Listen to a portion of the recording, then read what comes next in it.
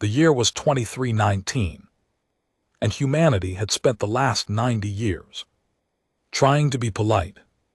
It had taken Earth a long time to reach the stars when humans finally built ships fast enough to cross the gaps between solar systems. They found the galaxy already full. Over 400 species had formed a massive alliance called the Galactic Concord, and they had been running things for thousands of years before humans even learned to make fire.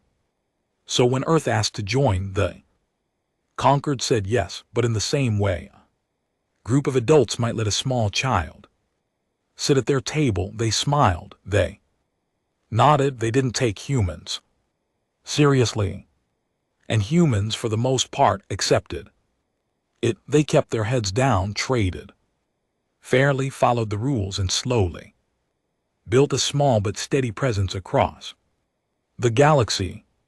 They placed embassies on dozens of stations. They sent merchants to distant markets. They were careful. They were patient. They were quiet. That was their first mistake, the galaxy would later say, not because being quiet was wrong, but because everyone confused it for being weak. Axiom 9 was a trade station the size of a small city floating in orbit around a massive gas giant in the Vela system. It was considered neutral ground. Over 60 species kept offices and shops there, and it was one of the busiest trading hubs in the outer sectors. Earth maintained a modest diplomatic team on the station, a handful of officials, a small security squad, and a few families who lived in the human quarter. Among those families were the Vasquezes. Marco Vasquez was a mid-ranking trade attaché. His wife Elena worked as a logistics coordinator for Earth's shipping operations. They had one daughter, Lena, age 7, who had been born on the station and had never known anything else. She spoke 3 languages, 2 of them alien. She had friends from 5 different species. She liked drawing pictures of ships and collecting small stones from the station's botanical gardens. Everyone on Axiom 9 knew Lena. She was the kind of child who smiled at strangers and asked too many questions, and made even the grumpiest alien merchant soften a little when she walked by. The Rithani tea cellar on level 6 always saved her a warm cup of honey water. The old breviary mechanic in the docking bay let her sit in his workshop and watch him fix engines. She was small and bright and completely unafraid of the universe. That was what made what happened next so unforgivable. The Drevari Dominion had been causing trouble for months. They were an insected species, tall, armored with sharp mandibles and cold black eyes. They had built their empire through conquest, and they respected only one thing: strength. For years they had been pushing their borders outward, claiming resource-rich systems that sat near human trade lanes. The Conquered told them to stop. They didn't listen. Negotiations dragged on, and the Drevari grew bolder with every passing week. Their delegation on Axiom 9 was led by Subcommander Vreth, a career military officer with open contempt for what he called soft species. He had made his feelings about humans very clear. At a formal dinner 2 weeks earlier, he had looked directly at Ambassador Yun Seo-jin, Earth senior diplomat on the station, and said, in front of 40 delegates, "Your species builds nothing worth taking. You are noise." Ambassador Yun had smiled politely and sipped her wine. She did not respond. Vreth took that as confirmation. On the morning of the incident, Lena had slipped away from her parents during a busy trading hour. It was not unusual. The station was safe, or so everyone believed, and Lena often wandered the public areas near the diplomatic quarter. She liked the botanical garden on level 4, where tall alien trees grew under artificial sunlight, and small fountains made soft sounds that reminded her of rain. She was sitting on a bench, drawing a picture of a purple flower she had found when the Drevdari soldiers came. There were 6 of them. They moved fast and said nothing. One of them grabbed Lena by the arm. She screamed. A Brevari merchant nearby shouted in protest, but a Drevdari soldier shoved him to the ground. Within 30 seconds, Lena was gone, carried through a service corridor into the Drevdari-controlled section of the station. The whole thing was caught on security cameras. Dozens of alien witnesses saw it happen. 20 minutes later, Sub-Commander Vreth appeared on a station-wide broadcast. He held Lena in front of the camera. She was crying, her small hands shaking, her drawing crumpled on the floor somewhere behind her. Vreth's message was short and brutal. He declared Lena a leverage asset. He demanded that Earth withdraw all territorial claims in 3 contested star systems within 48 hours. If they refused, the child would be, in his words, processed as biological salvage. The galaxy heard the message. Every species on Axiom 9, every conquered member with an embassy, every intelligence agency monitoring the station's feeds, they all heard it. And they did nothing. Oh, there were statements. The Rithani collective expressed deep concern. The Brevari Federation called for calm dialogue. The Concord's High Council scheduled an emergency session for 3 days. Later, 3 days, a child had been taken, and they scheduled a meeting. Commander Idris Akhefer, the head of Earth's 12-person security detachment on Axiom 9, stood in the human quarters operations room and watched the broadcast with a face made of stone. He was a tall man, broad-shouldered, with calm brown eyes that had seen combat on 4 different worlds. He said nothing for a long time. Then he turned to his team. Lock down our section, full defensive posture, no one in or out without my authorization. His soldiers moved without a word. Ambassador Yun Seojin sat alone in her office. She had watched Vreth's broadcast on her personal screen. She had seen Lena crying. She had known that little girl since the day she was born. She had held her as a baby. She had attended her birthday parties. She had once spent an entire afternoon helping Lena build a model spaceship out of cardboard and tape. Yun closed her eyes. She pressed her hands flat on her desk. She breathed in, and she breathed out. Then she opened a secure terminal and typed a 2-word message on a channel so heavily encrypted that only 3 people in the galaxy had access to it. The message was Cobalt Sunrise. She sent it, then she closed the terminal, folded her hands, and waited. 12 light-years away, deep inside a mountain in Switzerland, a console lit up in a room that officially did not exist. The room was buried under 1,000 meters of granite, shielded against every form of detection known to science. It had been built 200 years ago, and it had never been used, not once. Fleet Admiral Marin Cole was 61 years old. She had white hair cut short, sharp gray eyes, and the kind of quiet authority that made entire rooms fall silent when she walked in. She had commanded ships, fleets, and entire theaters of operation. She had Hope, truly, deeply hoped that she would retire without ever seeing the words now glowing on her screen. Cobalt sunrise. She stared at them for exactly 2 seconds. Then she picked up a direct line to the United Earth Defense Command and spoke 6 words that would change the history of the galaxy. Wake them all up, every single one. Across the Sol system, in shipyards, hidden inside asteroids, in orbital platforms disguised as research stations, in deep space hangars that no alien sensor had ever detected, lights began to turn on. Engines that had been cold for decades began to hum.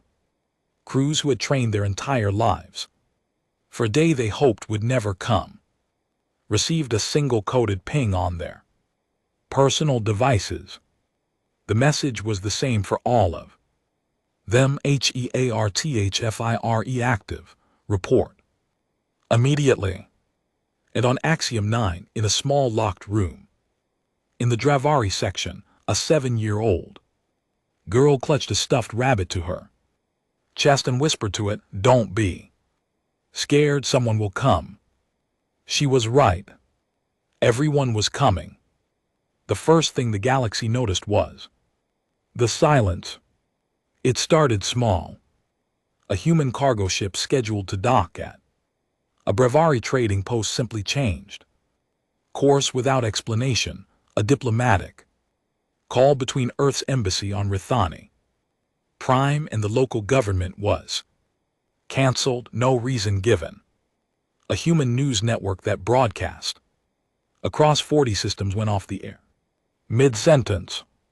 Within 3 hours of Lena's capture, every single human communication channel in the galaxy went dark. Embassies stopped answering calls. Trade offices closed their doors. Merchant convoys that had been sailing steady routes for decades turned around and headed for the nearest Earth-controlled port. Military vessels on routine patrol quietly changed heading and vanished from sensor range.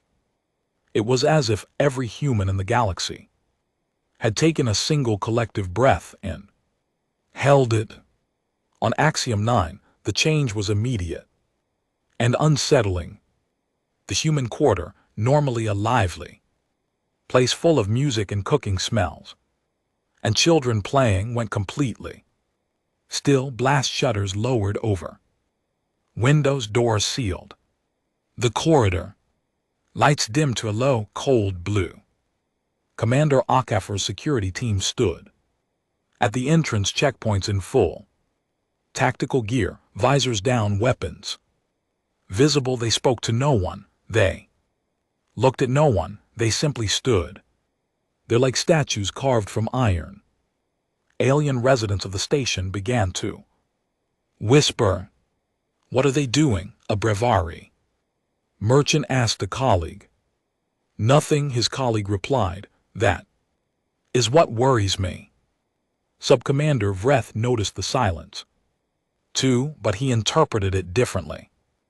In the Dravari Dominion, silence from an enemy meant submission. It meant they were afraid and trying to think of how to surrender with the least shame. Vreth had seen it many times during the Dominion's conquests. The weak always went quiet before they gave in.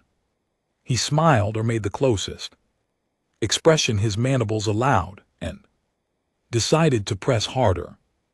12 hours after the initial broadcast, Vreth dragged Lena in front of the cameras again. She was still in the same clothes. Her eyes were red and puffy from crying, but she had stopped making sounds. She just stared at the camera with a look that was far too old for a 7-year-old face. Vreth clicked his mandibles and addressed the feed. "Humanity's silence speaks clearly," he said. "They know they cannot fight. They know they are small. I will give them 12 more hours to accept our terms. After that, the child becomes property of the Dominion to be used as we see fit. He cut the feed. Across the station in the human quarter, Ambassador Yun Seo-jun watched the broadcast on a small screen in her office. She was still sitting in the same chair she had been in for hours. Cup of tea sat in front of her, cold and untouched. Her face showed nothing. Her aide, a young man named Daniel, stood in the doorway. His hands were shaking. Ambassador, he said quietly, should we respond? Should we say something? Yun looked at him. Her eyes were calm and clear, and somehow that was more frightening than if she had been screaming. No, she said, we have already said everything that needs to be said. Daniel didn't understand. He wouldn't. Not yet, not until he saw what was coming. Far from Axiom 9 in the Sol system, the thing called Operation Hearthfire was unfolding with the precision of a clock. Earth's United Defense Force had been planning for this kind of moment for over a century, not this specific scenario. No one had imagined someone would be foolish enough to take a human child, but the general principle, the day when someone pushed too far, the day when patience stopped being a strategy and became a liability. Hearthfire was not a battle plan. It was a transformation. It was the process by which Earth went from a quiet, polite member of the galactic community to something else entirely. The first phase was mobilization. Every active duty soldier, pilot, engineer, and medic in the Defense Force received their orders within minutes of Admiral Cole's command. Reserve units, millions of trained civilians who had kept their skills sharp through mandatory annual exercises were activated. Shipyard workers who had been building freighters and exploration vessels received new instructions. The freighters could wait. The exploration vessels could wait. Everything could wait. The second phase was assembly. Earth's fleet was scattered across dozens of systems. Cole ordered a full recall. Every warship, every carrier, every support vessel, all of them were to converge on a single staging point in deep space, far from any prying alien sensors. The coordination required was enormous, but human military logistics had been quietly perfected over decades, practiced in secret exercises that the conquered never knew about. The third phase was the one that would have made the galaxy tremble if they had known about it. The Leviathans. There were 7 of them, and they were Earth's deepest secret. Each one was over 4 km long, massive angular vessels, bristling with weapon systems that human engineers had spent 50 years designing and building in total secrecy. The Concord's intelligence services had detected the construction of course.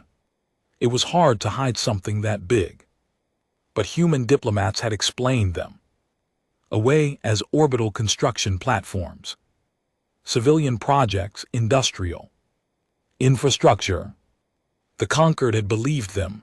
Why wouldn't they? Humans were a young race, a quiet race. They built trading ships and exploration probes, not weapons of war.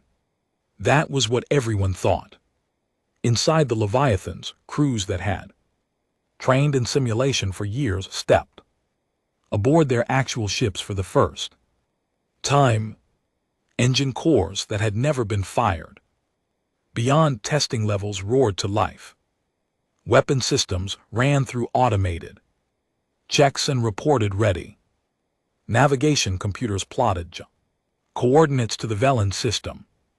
Admiral Cole stood on the bridge of the lead Leviathan, the UEDS Wrath of the Cradle, and reviewed the fleet disposition on a holographic display.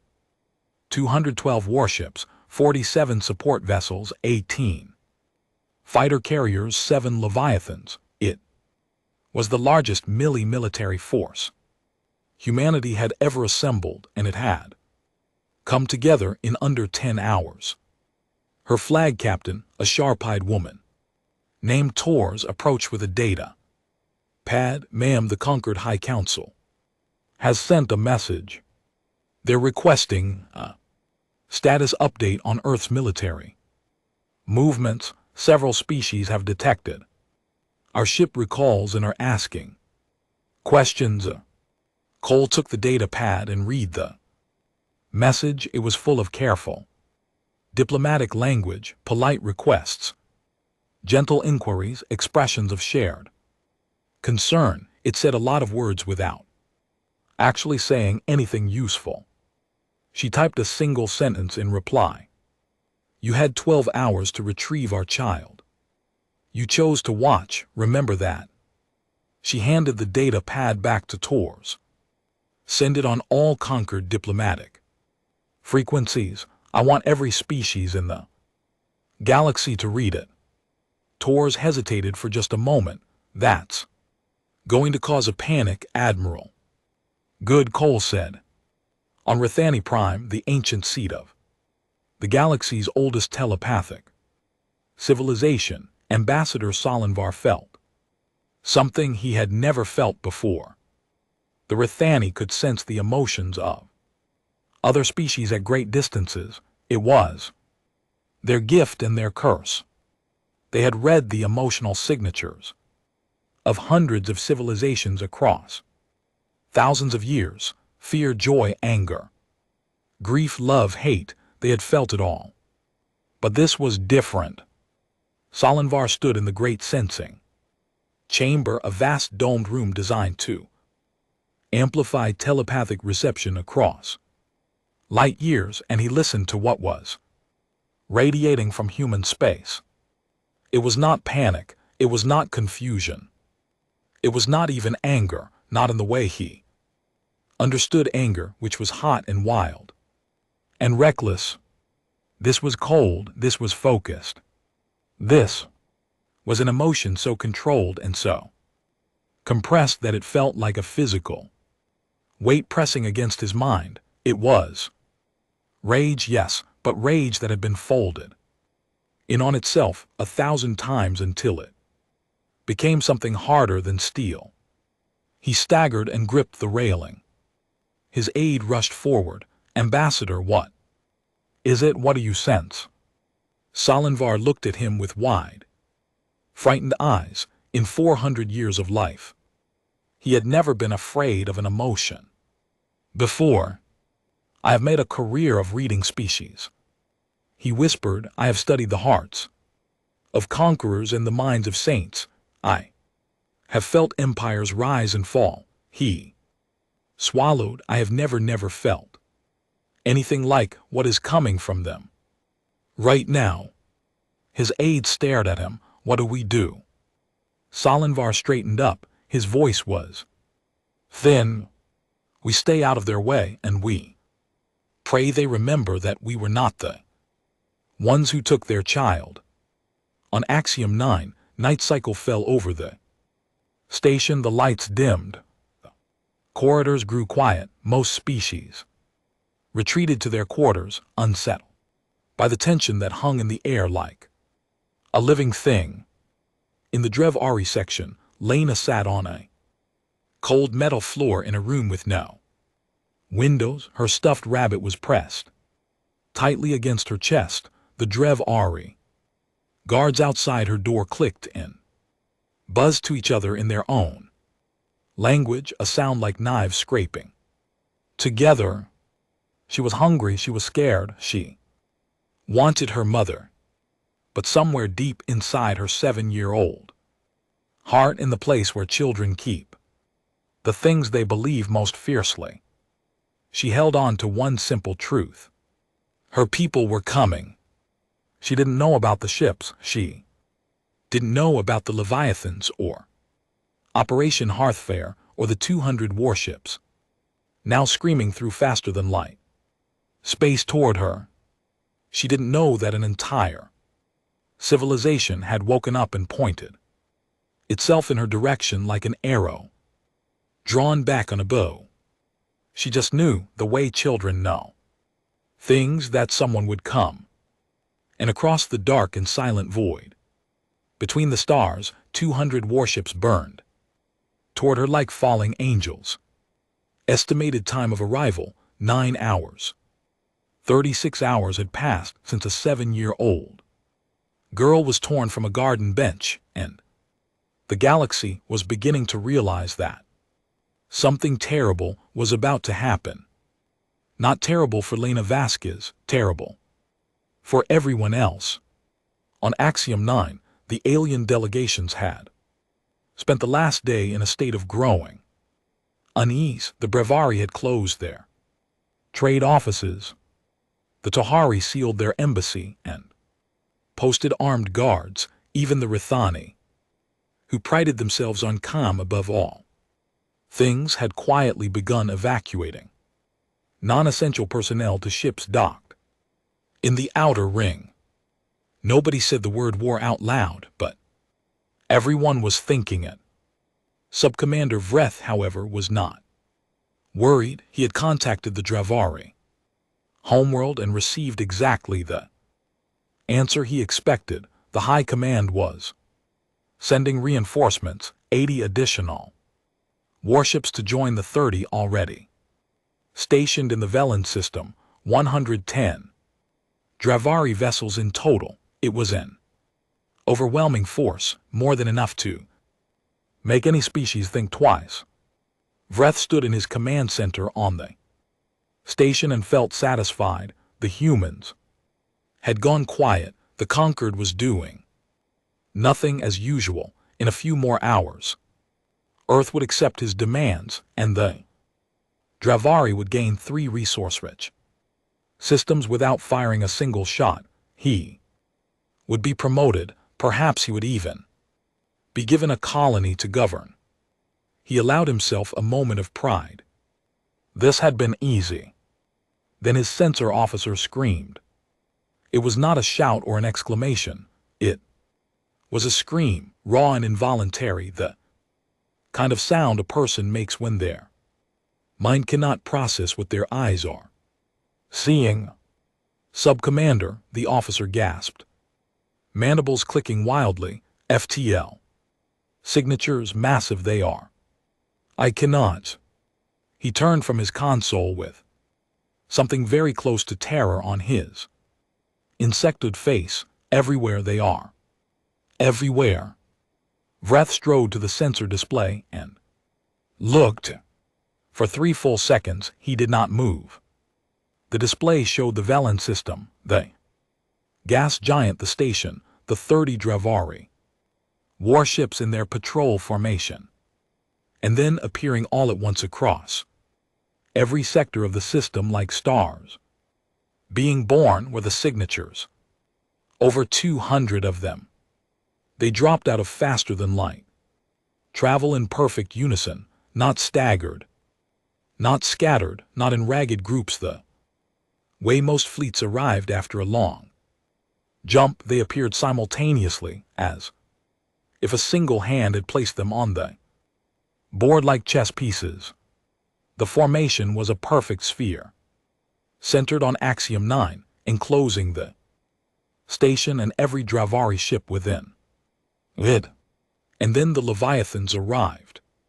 7 new signatures, each one so large that the sensor system initially classified them as small moons. They took positions in a slow, deliberate orbit around the station, unhurried, almost lazy, like predators circling prey they had already decided to eat. Each Leviathan was over 4 km long. Their hulls were dark and angular, covered in arrays of weapons that no alien intelligence service had ever catalogued. They moved with a grace that should have been impossible for something so massive, their engines producing an eerie blue glow that lit up the void around them. On the observation decks of Axiom 9, Hundreds of aliens pressed against the windows and stared. Many of them had spent their entire careers in dozen different species. They had studied fleet tactics and military theory. None of them had ever seen anything like this. A Brevari naval officer watching from the trading quarter dropped his drink on the floor. His companion turned to him in alarm. What is it? The officer pointed at the nearest Leviathan with a trembling claw. That ship, he said slowly, has more firepower than our entire home fleet, and there are 7 of them. He looked at his companion. The humans told us those were construction platforms. His companion stared at the massive vessel crawling past the observation window. They lied. No, the officer said quietly. They let us believe what we wanted to believe. That is much worse. Inside the human quarter, Commander Akavar stood at his post and watched the fleet arrive on his tactical display. For the first time in 36 hours, the smallest trace of a smile crossed his face. He said nothing. He didn't. Too. Ambassador Yun stood beside him, her hands clasped behind her back, her expression perfectly composed. She had known this was coming. She had known it from the moment she sent those 2 words, but seeing it, actually seeing the full weight of Earth's hidden strength arranged in the sky above her, still made her heart beat faster. Then the broadcast came. Every speaker, every screen, every communication device on Axiom 9 and across the entire Velen system carried the same voice. It was calm. It was clear. It was the voice of Fleet Admiral Marin Cole, and it cut through the chaos like a blade through silk. This is Fleet Admiral Marin Cole of the United Earth Defense Force. On the station, everyone stopped moving. Drevari soldiers froze at their posts. Alien diplomats paused mid-step. Even the background hum of the station's life support system seemed to grow quieter. 40 hours ago, agents of the Drevari Dominion abducted a 7-year-old human child from neutral ground, a place where she should have been safe, a place where the Galactic Concord guaranteed her safety. Cole's voice carried no emotion. And GT, snorts. And GT, that was what made it so devastating. There was no anger, no grief, no trembling outrage. Just facts delivered with the flat precision of a surgeon describing an incision. We asked for no help, we received none. The Concord watched, the Concord scheduled meetings, the Concord expressed concern. A pause. Let the record show for all time. We remember who watched. Across the galaxy, Concord diplomats who were monitoring the feed felt those words land like a slap. The Rithani ambassador closed his eyes. The Brevari foreign minister put her head in her hands. Even species who had nothing to do with the incident felt a cold weight settle in their stomachs, because they all knew that Cole was right. They had watched, they had done nothing. Cole continued to the Drevari Dominion, you have 1 hour to return Lena Vasquez unharmed to human custody. This is not a negotiation. This is not a request. There will not be a second warning. The broadcast ended. For 10 seconds, the Velen system was completely silent. Then chaos erupted. On Axiom 9, half a dozen alien delegations began emergency evacuations. Simultaneously, corridors flooded with panicked civilians rushing toward the docking bays. Ships that had been powered down for weeks fired up their engines in Minutes, a Tohari freighter captain was so desperate to leave that he undocked without clearance and scraped his hull against the station's outer ring. The Drevvari fleet, 30 warships that had been confidently patrolling the system, scrambled into a defensive formation. Their commanders stared at their sensor displays and tried to calculate the odds. They did not like the numbers. Vreth stood in his command center on the station and felt something he had never felt before in his military career. His mandibles were clicking involuntarily, a nervous habit he thought he had trained out of himself decades ago. He contacted the Drevvari homeworld on an emergency channel. "High Command," he said, and hated how thin his voice sounded. "The human fleet is here. It is larger than anticipated. Significantly larger. I recommend we return the child and withdraw. There is no shame in." "Denied," the High Command responded. "Reinforcements are en route. 80 warships. Hold your position. The Dominion does not bow to young species." The channel closed. Vreth stared at the dead screen. 80 ships combined with his 30, that would make 110. Against 200 human warships and 7 of those nightmare vessels orbiting the station. He was a military officer. He understood mathematics, he understood force projection, and he understood with a sick certainty settling in his gut that the High Command was about to learn a very expensive lesson. On the station, Ambassador Yun activated her communicator and sent a brief message to every neutral species delegation on Axiom 9. The message was simple and direct. Evacuate your personnel from all Drevvari-controlled sections. You have 45 minutes. This is not a precaution. This is a warning. The delegations listened. Within minutes, the sections adjacent to Dreval territory were emptying fast. Meanwhile, Commander HFY gathered his 12-person security team in a small briefing room. He laid a holographic map of the station on the table, specifically the Dreval section where Lena was being held. Red dots marked known guard positions, blue dots marked security cameras, a single green dot deep inside the section marked Lena's estimated location. "The fleet will handle what's outside," HFY said quietly. "We handle what's inside. Our job is simple. We get Lena. We bring her home."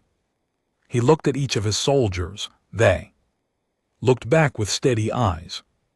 "The crates we shipped in last year, marked as agricultural equipment," he continued. A thin smile crossed his face. "Open them." The crates, which had passed through Axiom 9's customs inspectors without a second glance, did not contain agricultural equipment. They contained combat drones, 12 of them, each the size of a large dog, armored fast and equipped with both lethal and non-lethal weapon systems. They had been sitting in the human quarters storage bay for 14 months, waiting for a day that HFY had prayed would never come. His soldiers unpacked them with practiced hands. The drones powered up silently, their optical sensors glowing a faint red in the dim storage room. HFY checked his watch. 42 minutes until the Admiral's deadline. He looked at the green dot on the map, the dot that represented a small girl who liked drawing flowers and collecting stones. "We go in at 0 hour," he said. "Not 1 second before, not 1 second after, and we bring her out, whatever it takes." His team nodded. Outside the station, the Drevani reinforcements dropped out of FTL 80. warships bristling with weapons, arranged in an aggressive attack. Formation. They joined the original 30 and formed a massed fleet of 110 vessels against the human sphere of 200 warships and 7 leviathans. They looked like a handful of stones thrown at a mountain. The clock ticked down. On the bridge of the Wrath of the Cradle, Admiral Cole sat in her command chair and watched the timer on her display count toward 0. Her face was carved from granite. Her hands rested on the arms of her chair, without the slightest tremor. Captain Tor stood beside her. Admiral, the Drevani are not responding to our ultimatum. Their reinforcements have arrived. They appear to be forming an offensive line. Cole nodded slowly. They think numbers matter. Do they not, ma'am? Cole looked at her captain with eyes that held no mercy and no doubt. Not today. The timer reached 0. Admiral Cole leaned forward. Her voice filled every bridge, every cockpit, every battle station in the human fleet. Time's up. All ships weapons free. The Drevani had fought many wars. They had conquered 14 species. Their military academies taught that victory belonged to the side with greater numbers, stronger armor, and a willingness to accept casualties. By every metric they understood, 110 warships should have been enough to hold the line against any enemy. They were wrong. The first shots came from the human on the outer ring of the formation. They fired directed energy lances, weapons that the conquered's intelligence agencies had never documented because humans had never used them in public. The lances were invisible to the naked eye, traveling at the speed of light, and they hit Dravari shields with the force of a collapsing star. The shields lasted approximately 1.4 seconds. The lead Dravari cruiser, a vessel called the Iron Fang, commanded by decorated veteran of 3 campaigns, simply broke apart. There was no explosion, no dramatic fireball. The energy lance cut through the shield, through the hull, through the reactor core, and out the other side. The ship split in 2 like a piece of fruit cut with a knife. Its halves drifted apart in the vacuum, glowing red at the edges, where metal had been superheated. The Iron Fang's destruction took less than 2 seconds. Its crew of 800 never had time to understand what happened. Across the Dravari formation, alarms began screaming. The human fleet moved with a coordination that defied everything the galaxy knew about multi-ship combat. 200 warships operated as a single organism, each one anticipating the movements of the others, filling gaps, creating crossfire lanes, and cutting off escape routes with a fluidity that looked almost choreographed. Fighter wings launched from the carriers and swept through the battle space in tight formations, their pilots executing maneuvers with a precision that the Dravari, a hive-minded insected species who believed coordinated movement was their greatest advantage, found deeply and profoundly disturbing. The humans were not supposed to be able to do this. Mammals were individuals. They argued and competed and struggled with each other. They were not supposed to move like one. But the Dravari had made a critical error in their understanding of humanity. They had confused individuality with disunity. Humans were individuals, yes, fiercely so, but when something threatened their own, when something touched the things they loved, those millions of individuals will snap together into something harder and sharper than any hive mind. could achieve because a hive mind cooperated out of biology. Humans cooperated out of choice, and there was nothing in the galaxy more dangerous than a species that chose, freely and with full awareness, to become a single weapon. The battle, if it could be called that, lasted 22 minutes. In those 22 minutes, 74 Dravari warships were destroyed or disabled. Human kinetic kill vehicles, dense metal, slugs accelerated to 30% of the speed of light punch through capital ships, like needles through paper.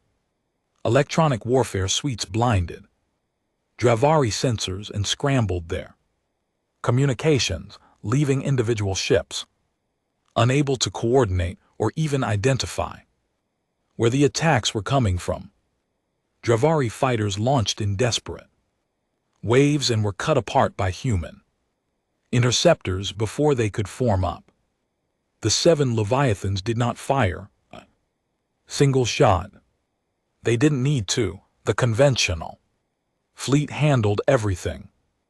And GT snorts. And GT. The Leviathans simply orbited the battle space in their slow, unhurried paths.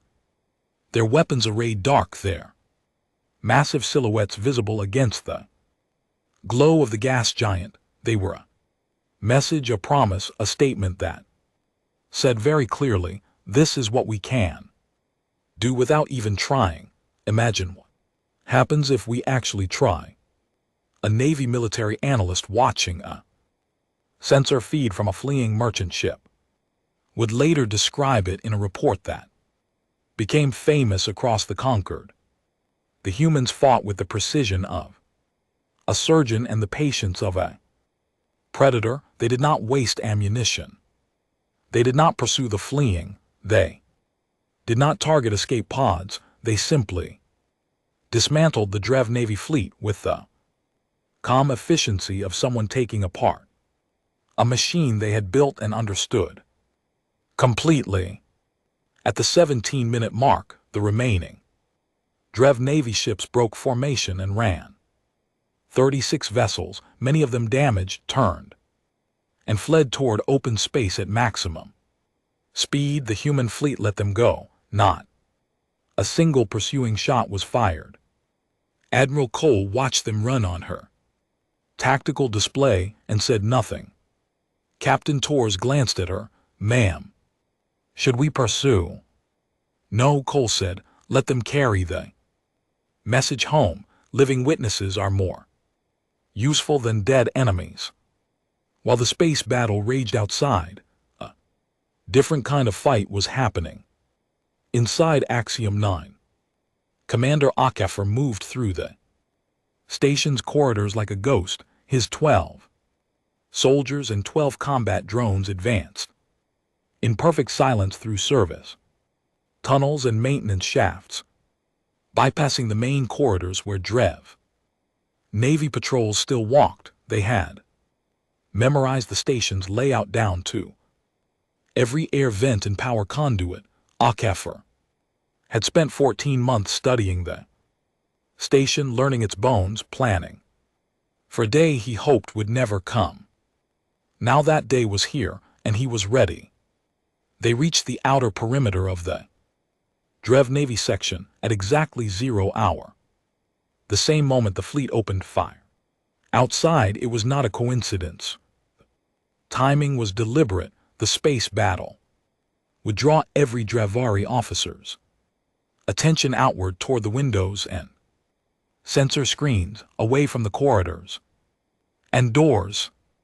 Akafer held up a closed fist. His team stopped. He pressed his ear to a sealed door and listened. On the other side, he could hear the clicking of Dravari mandibles, agitated, panicked, focused on the battle. Reports flooding in from outside. He looked at his team. He held up 3 fingers. 2, 1. The door blew inward. The flashbang grenades went first.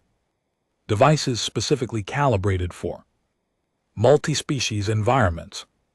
designed to overwhelm Dravari compound, eyes and disrupt their vibration-based communication. The effect was devastating. 6 Dravari guards in the first room dropped to the floor, clutching their heads, blinded and disoriented. HFY's team moved through them in seconds. Non-lethal rounds were possible, heavy stun pulses that locked up the Dravari's nervous systems and dropped them like stones. The combat drone swept ahead, their sensors mapping the corridors in real time and marking every heat signature. They encountered resistance in the third corridor. A squad of Dravari soldiers, better trained than the others, had recovered from the initial shock and formed a defensive line. They opened fire with plasma weapons that scorched the walls and filled the air with the smell of burned metal. HFY's team did not slow down. They split into 2 groups, flanked the defenders from both sides, and eliminated them in 8 seconds. The combat drones handled the rest, pinning down stragglers with suppressive fire, while the soldiers pushed forward. It was precise, it was controlled, it was the product of a species that had been fighting wars among itself for 10,000 years and had learned through oceans of blood and grief how to be very, very good at it. HFY reached Lena's holding room 4 minutes after the breach. The door was locked, heavy Dravari security bolts designed to withstand breaching charges. HFY didn't bother with the door. He placed a cutting device on the wall beside it and burned through half a meter of station bulkhead. In 9 seconds, the wall fell inward with a clang. He stepped through the hole, weapon raised, and swept the room. It was small, cold, no windows, a metal bench along one wall, a single light strip on the ceiling buzzing faintly. And there in the corner, curled into a ball with a stuffed rabbit pressed to her chest, was Lena Vasquez. She looked up at him with wide, dark eyes. Her face was streaked with dried tears, her hair was tangled, her clothes were wrinkled and dirty. She was shaking. HFY lowered his weapon. He pulled off his helmet so she could see his face. He knelt down slowly, the way you approach a frightened animal, and he looked at her at eye level. His voice, when he spoke, cracked for the first time in 36 hours. "Hey, little one," he said softly. "It's me, Commander HFY. Remember I came to your birthday party last year?" Lena stared at him. Her lower lip trembled. "I'm here now," he said. "We're going home." She launched herself into his arms so hard that she nearly knocked him over. She buried her face in his neck and sobbed, great, heaving sobs that shook her whole small body. He wrapped one arm around her and held her tight, and with his free hand he keyed his communicator. "Package secured," he said. His voice was steady again, but his eyes were not. "She's alive, she's safe, we're coming out." On the bridge of the Wrath of the Cradle, Admiral Cole received the message. She closed her eyes for just a moment. When she opened them, they were bright. "All ships," she said, "stand down. Offensive operations. The objective is complete." 200 warships held their positions. Weapons powered down but remained ready. The message was clear. "We are done, but we are not leaving." On the station, HFY carried Lena through the corridors of the Dravari section, surrounded by his security team and the hovering combat drones. Dravari soldiers who had surrendered sat on the floor with their hands visible, watched over by human soldiers who said nothing to them. They found Subcommander Vreth trying to reach an escape shuttle in the docking bay. He was alone. His guards had abandoned him. He turned a corner and found himself face to face with Akafar's team. Vreth froze. His mandibles clicked once, twice. His compound eyes darted between the armed humans, the drones, and the small girl clinging to Akafar's neck. "On your knees," Akafar said. His voice was quiet and absolutely final. Vreth knelt. They bound his wrists with magnetic restraints and marched him through the station's main concourse, the long central corridor where every species on Axiom 9 passed through at some point during the day. Word had spread. Hundreds of aliens lined the corridor, watching in silence as the Dravari Subcommander was led past them by human soldiers. Vreth kept his head down. The clicking of his mandibles was the only sound. Admiral Cole's final broadcast of the day was brief. "Lana Vasquez is safe. She is with her people. Hostilities will cease for now. To the Galactic Concord, you may resume your scheduled meeting. We suggest you have something meaningful to say when you do." The channel closed. In the Concord's High Council chamber, 1,000 light-years away, the delegates sat in stunned silence. The battle footage played on a loop on every screen, the Dravari fleet being systematically taken apart in 22 minutes by a species they had called young. The Rithani elder, Ambassador Salinvar, rose slowly from his seat. He was the oldest being in the room. He had watched empires rise and fall. He had counseled patience to 100 species. He had always believed that wisdom came with age and that the young races had much to learn. Now he looked at the footage of 7 Leviathan dreadnoughts orbiting a space station, their weapons still cold, their power still untested, and he felt something he had not felt in 3 centuries. Humility. He addressed the assembly. His voice was quiet, and every being in the chamber heard every word. "For 2 centuries, we called them young. We called them soft. We watched them smile and trade and follow our rules.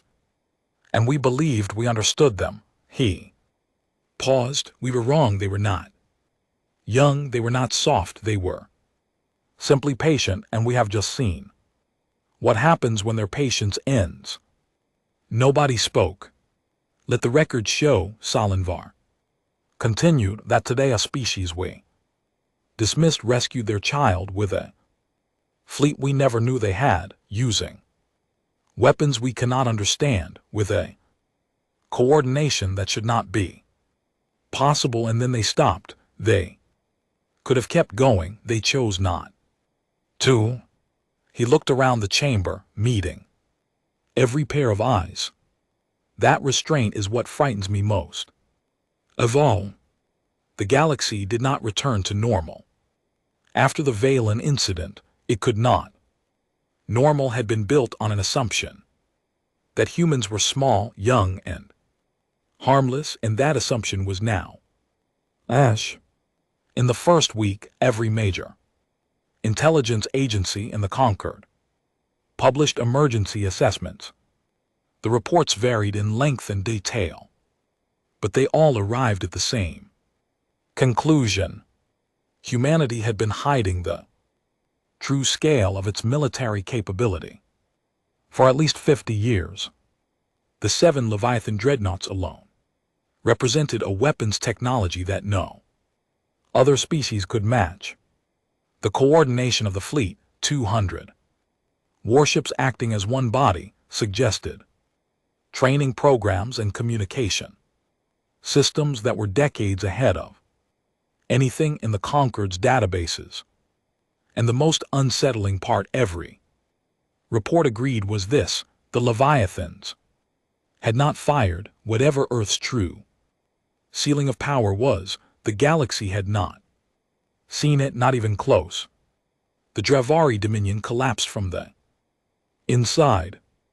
It did not happen all at once, but the footage of 74 warships being destroyed in 22 minutes, broadcast across every network in the galaxy, cracked the foundation of Dravari society. Their entire civilization was built on the belief that military strength was the only measure of worth. For centuries, they had conquered weaker species and told themselves it proved their superiority. Now they had met a species that was stronger, and it had shown them mercy.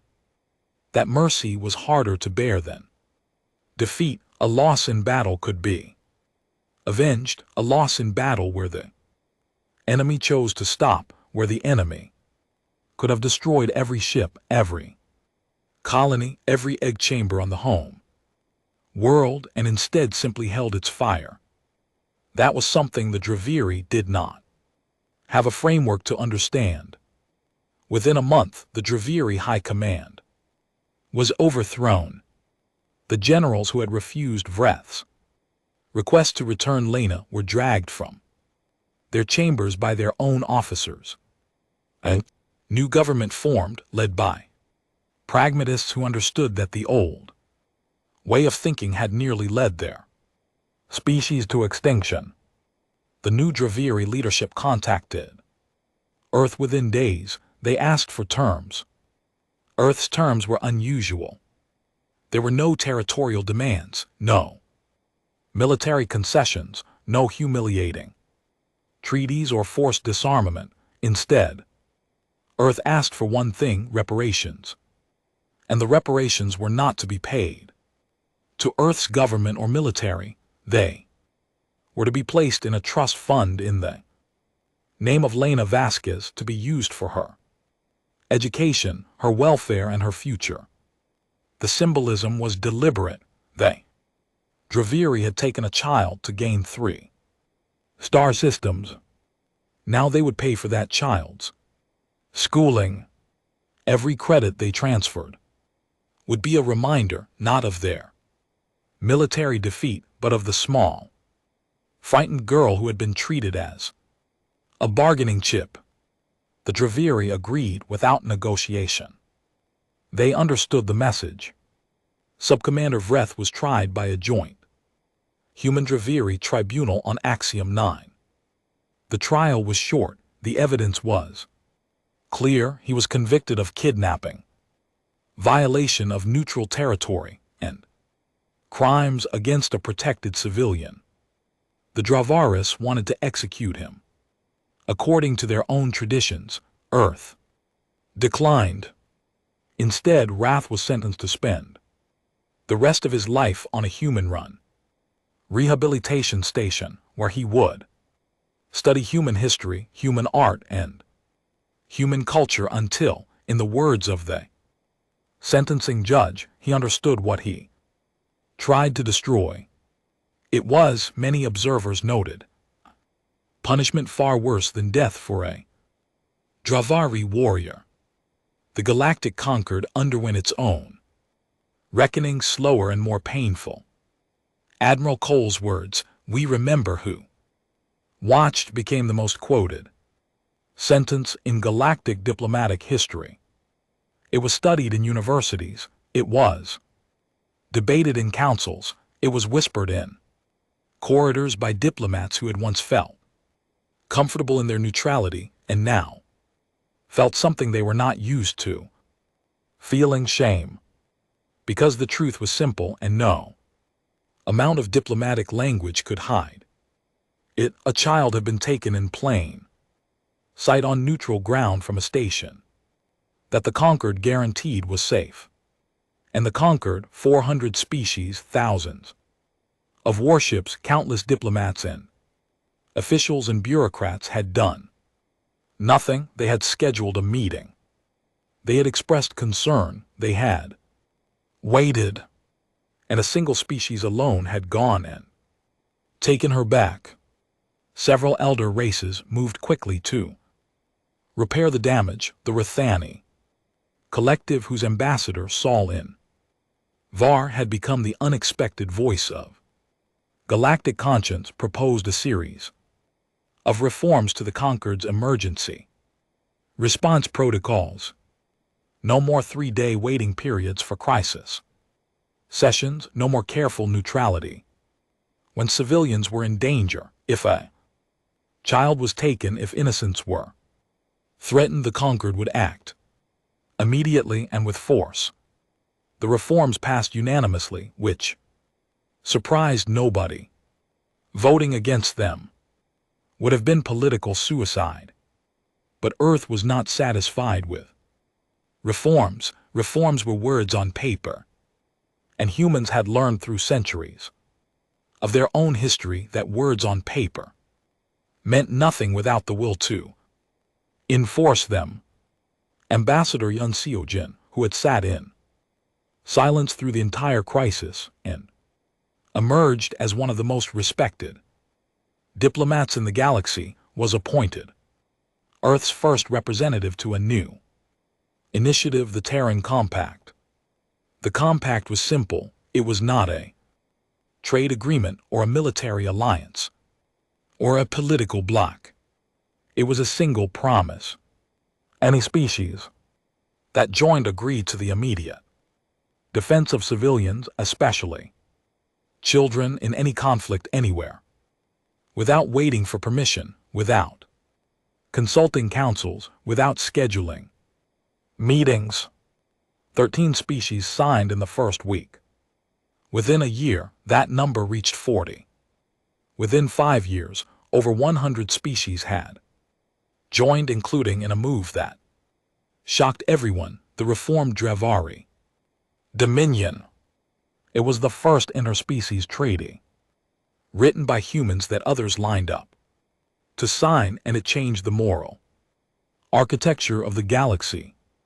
The Compact's founding document contained a single line that Yun had insisted on including. It was not legalistic or diplomatic. It was personal. It read, "No child of any species on any world will ever be used as a weapon again."